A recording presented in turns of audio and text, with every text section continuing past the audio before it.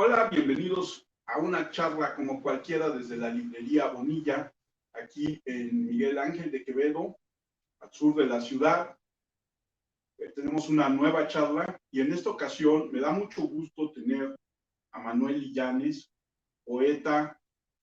No sé si te aplique ese término que algún compatriota tuyo utilizó para definirse como chilengo, entre chilango y chileno, ¿no? Sí, yo creo que estoy dentro de esa categoría, yo creo que ya estoy. Y yo creo que por tu libro más, porque hay cosas que son como muy de cultura urbana mexicana, ¿no? Manuel, antes de empezar a hablar del libro, cuéntanos, ¿cómo llegaste a la poesía? Bueno, más bien el camino sería, o sea, el comienzo sería contar cómo llegué a la literatura. Yo creo que a partir de la lectura de campo. O sea, cuando tenía aproximadamente 12 años,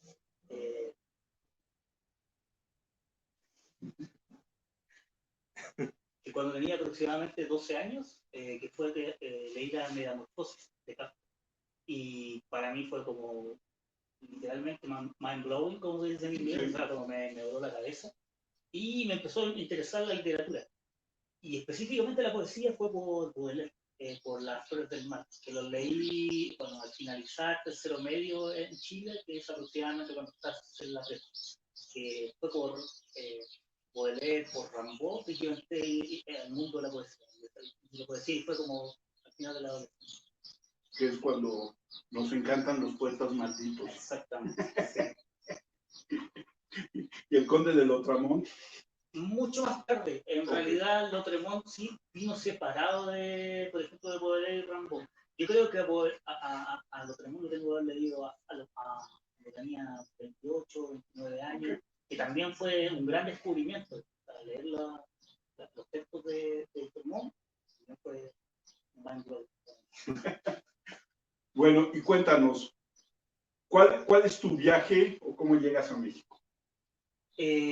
Bueno, llego aquí en septiembre del 2013, pero yo venía con la intención de venirme a México aproximadamente desde 2006.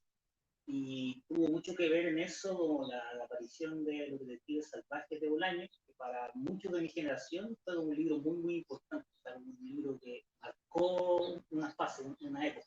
Entonces, de alguna forma, la novela puso la atención sobre México, también sobre la Ciudad de México, para muchos miembros como de mi generación, que hemos llegado justamente como al país por Bolaño.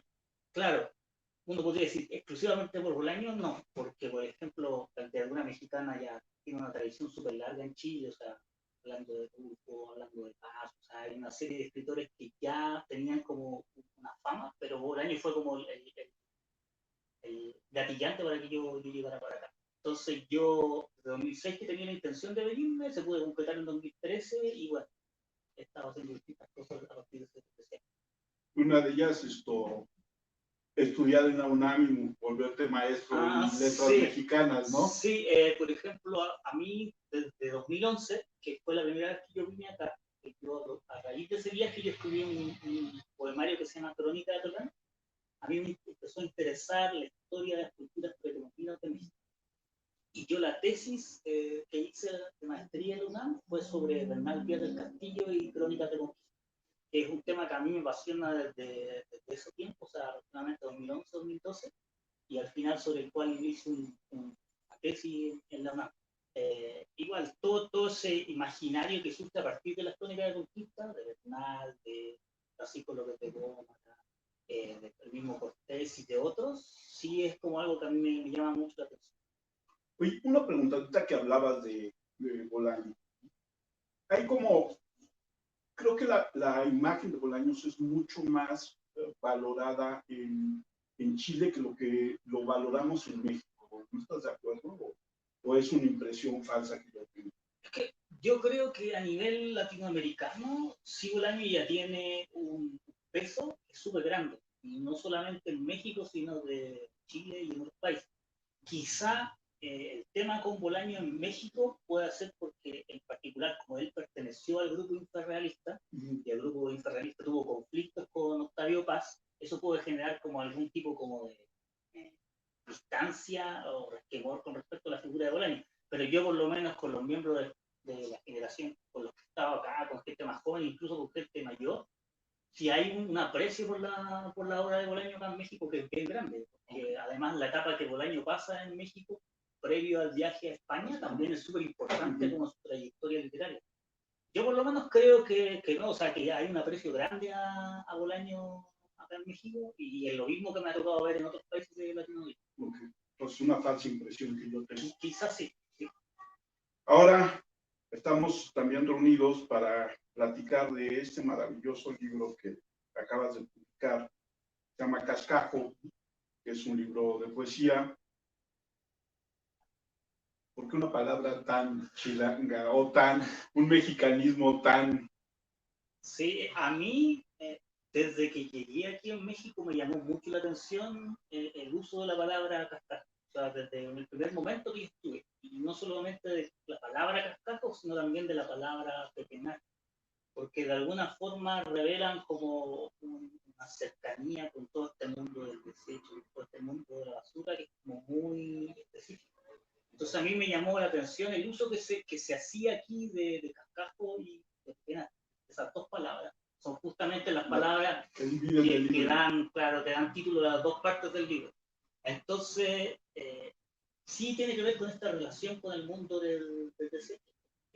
Una de las ideas que está detrás del libro para mí es justamente el hecho de que este mundo de la basura, este mundo del desecho, cada vez se extiende más, no solamente en ciudades de Latinoamérica, sino en ciudades de Europa, y, o sea, de lo que se conoce como el primer mundo, cada vez más es como se está extendiendo este espacio del desecho. Entonces, para mí sí me pareció como súper simbólico ponerle ese nombre y más sabiendo que, por ejemplo, existía acá en palabras como esta modulación, que es como exclusivamente mexicana. Y además es muy interesante porque tu poesía en este volumen es muy precisa. Tu construcción del poema libre es muy pequeñita, pero a la vez, por la misma forma en que se lee todo el libro, está llena de personajes que aparecen continuamente, ¿no? Y las referencias a Mad Max, ¿de dónde surge? Entiendo lo de Mad Max perfectamente, pero cuéntale a todos. Sí, bueno, sí, a mí me costó mucho dar con la forma definitiva del libro, o sea, yo estuve aproximadamente 2 años y medio con varios poemas de este ciclo, que de alguna forma me costó mucho darle como el ordenamiento final. Pero una de las ideas que yo quería como imprimirle al libro era el tema de la circularidad.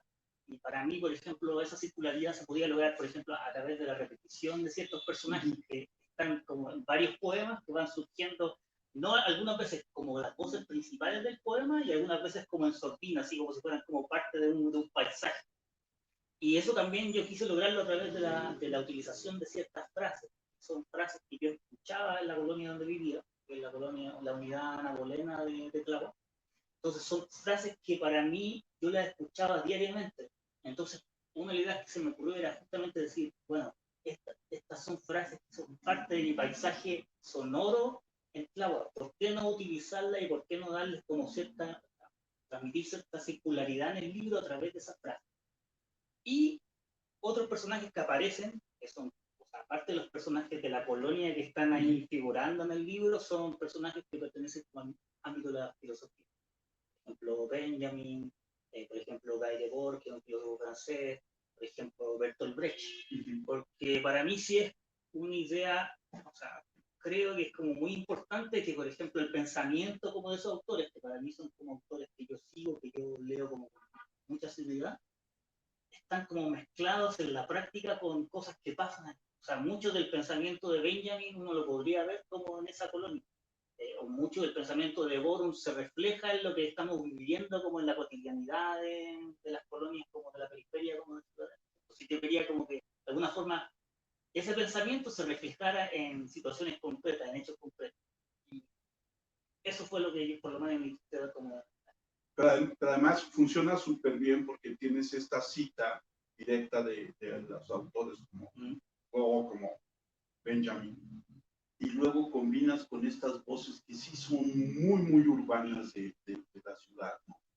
Y entonces se crea este mosaico que, como tú dices, crea un paisaje sonoro que se vuelve muy, muy interesante, muy, muy poético además, muy lleno de sonoridad, muy, que da mucho gusto leerlo en voz alta. Esto, y bueno, además, acompañando a todo la parte acústica, vamos a decir, del libro, también tiene fotografías. ¿Por qué? Y además fotografías que van de acuerdo con textos, pues, o sea, son fotografías de esos paisajes urbanos, pero bueno, no es el paisaje acústico, ahora sí es visualmente el paisaje de esas zonas, ¿no? Sí, bueno, las fotografías son de un amigo mío, un amigo cercano, justamente con el amigo con que yo vivía de 2016 hasta 2021 en Tláhuac, que es Edgardo Manta. Entonces, él toma fotografías habitualmente, no solamente de Tláhuac, sino que también de Iztapalapa, de Chiquimil, cosas de la zona más o menos por la que nosotros nos estábamos dando vueltas en ese momento. Y a mí, yo sentí que las fotografías sí tenían una relación como directa justamente con el discurso que yo como que dirigía, que levantaba como en el poemario. Entonces, me pareció que era como perfecto que las fotos fueran incluidas como en el libro. Eh, aparte de lo que nosotros hablábamos del tema como de la circularidad de las frases, etcétera, porque o sea, si hay algo que te da como un golpe fuerte o te transporta como una situación determinada, es ver una imagen como de la situación. Y por lo menos, por ejemplo, la imagen de portada del libro, a mí me pareció, o sea, desde que vi esa imagen, yo dije, bueno, eso tiene que ser la portada, tiene que ser la portada del libro. Porque como de alguna forma, como casas así que están como abandonadas, como en la zona donde nosotros vivimos, son como parte así como del paisaje cotidiano, o sea, uno los ve como diariamente viviendo allá, entonces como que me parecía que esa fotografía tenía que ir sí o sí en la portada. Y la entrada o la ventana bloqueado con bolsas de cascajo. Sí, bolsas de cascajo. ¿No? Y esta a mí me gustó mucho, que es una esquina falsa. Sí. Es que, bueno, pero eso también no solamente ocurre en Ciudad de México, No, o sea, no. si uno visita como los lugares de la periferia del Estado, Ecatepec en particular, uno se ve con algunas veces con ciertas arquitecturas que están como al borde, en el límite así como del derrumbe. Y es como parte, porque la construcción como se genera de manera espontánea, o sea, no está regida por algún tipo de ley, en realidad se hace en la medida que se puede. Exacto. Entonces, obviamente, como que eso da para mucho. Y el tema es que, por ejemplo, en muchos casos pone en situaciones de riesgo a las personas que viven claro. en esos lugares. Sí, y otra cosa que me llamó mucho la atención es que a lo largo del poemario está este letrero cambiado en diferentes ocasiones con falta de letras o tachado, que es no anunciar no anunciar área monitoreada por cámaras de videovigilancia de Dark Lord. Bueno, ese mensaje se ve, por ejemplo, en los pilares de la línea 12 del metro. Entonces, porque de alguna forma el libro sí está como muy marcado por dos hechos que son como súper importantes que ocurrieron en la zona donde yo vivía. Una fue como el derrumbe de la estación Los Olivos de la línea 12, que eso fue el 3 de mayo de 2021. Y lo otro, la otra es la muerte del Ojo, que era el jefe del cártel de Cagua, que eso fue en 2017. Entonces, por ejemplo, a mí me tocó en 2021 hacer como la línea 12 ya no estaba en funcionamiento, me tocó muchas veces hacer el recorrido desde la zona de Tláhuac donde yo vivía hasta el centro de México, que era aproximadamente 4 horas de ida y vuelta. Entonces, para mí era como, de alguna forma, como un signo como de la zona, justamente ver como el mensaje grabado en esos pilares. Porque de alguna forma sí esto está dando cuenta como de un abandono por parte, por ejemplo, del gobierno de la ciudad y también del Estado mexicano, como a gente que vive en esa zona, porque no es algo como casual que hayan ocurrido esos dos hechos justamente como en esa parte de Tláhuac, porque en realidad si uno va, se da cuenta que está como expuesta como la delincuencia, a problemas de falta de agua y de luz, o sea, como que hay una serie de hechos que acarrea el vivir como en esas zonas periféricas que dan cuenta como lo que te comentaba, de un cierto abandono como parte del gobierno de la ciudad y del Estado mexicano. Entonces, para mí, por ejemplo, utilizar como ese mensaje que aparecía como en los pilares, yo quería incluir eso en el... Pero además le da, fortalece la idea de esta visión apocalíptica del libro, ¿no? Cuando además área vigilada por Dark Lord, sí. O sea, es eso que es totalmente verosímil en la cultura mexicana, ¿no? Este tipo de nombres. De repente se vuelve todo un universo que parece todavía más precisamente parece más de Mad Max. Sí. Bueno, a mí en particular, en varias de las zonas donde yo he vivido en la ciudad, por ejemplo en Iztacalco, por ejemplo en Tláhuac, siempre cerca del lugar donde yo he vivido, no sé por qué ha ocurrido eso, estoy cerca de un santuario de la Santa Muerte. Entonces me ha tocado, por ejemplo, a veces que yo hacía el recorrido en los días domingos cuando iba al tianguis, iba a comprar libros, me tocaba ver, por ejemplo, que yo lo menciono incluso como en el primer poema del libro que se llama Cascando, la imagen, por ejemplo, de un conjunto de cabezas de gallinas decapitadas, porque obviamente se realizan ciertos rituales como, ¿no? como de la Santa Muerte, y eso estaba ahí. Entonces, como el hecho de que exista, por ejemplo, estos santuarios de la Santa Muerte, como estas zonas, que no son, obviamente, no es en zonas como ricas de la Ciudad de México, sino que son en estas zonas, como que también de alguna forma como descorazonan, porque de alguna forma como que genera como un cierto ambiente que es como que es bien siniestro. Y yo creo que eso sí lo suma como al imaginario que yo tengo, que es un imaginario como bien apocalíptico, no solamente por estos hechos que te estoy describiendo, sino que por una situación global, por el tema ecológico que tenemos como, estamos enfrentando como...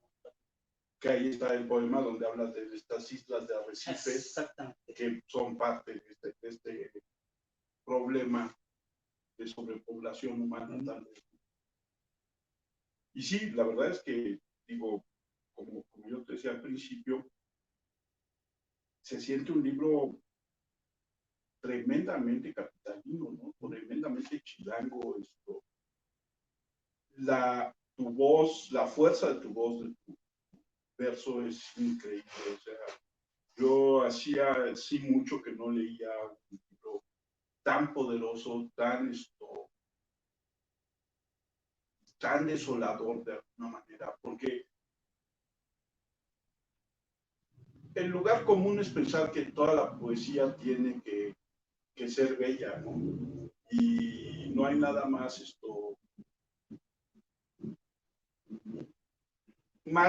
no hay nada más que me caiga mal que una poesía que intenta ser bella por ser bella. Creo que tu libro es extraordinario. Yo les recomiendo a todos que vengan a la librería Bonilla. Aquí está editado por Bonilla y Artigas Ediciones. Es un libro extraordinario que los que les gusta la poesía lo van a disfrutar a más no poder. Manuel, yo tengo que agradecerte que hayas aceptado esta charla. Gracias a ti. ¿Dónde encuentra los que están viendo este canal de YouTube en redes sociales? Bueno, tanto en Instagram como en Facebook me encuentran como manuel.illanes.5. En Instagram y en Facebook me encuentran así. No tengo Twitter, así que sería como en esas dos redes sociales. Y si tienen suerte, se van a encontrar a Manuel en la librería si vienen. Yo soy Armando Enríquez. Mi Twitter es @cernícalo. El Twitter del programa es @charlacualquier1. El correo charlapodcast1@gmail.com. El WordPress charlacualqueira.com.wordpress.com. Yo quiero agradecer a Manuel una vez más el habernos hablado de este maravilloso libro y los invito a que vengan a la librería Bonilla. Ahí está en el canal, pueden ver las otras charlas que hemos tenido aquí desde la librería. Agradecerle a André Ursúa, como siempre, el apoyarnos desde la parte técnica. Manuel, muchas gracias y nos vemos la siguiente vez.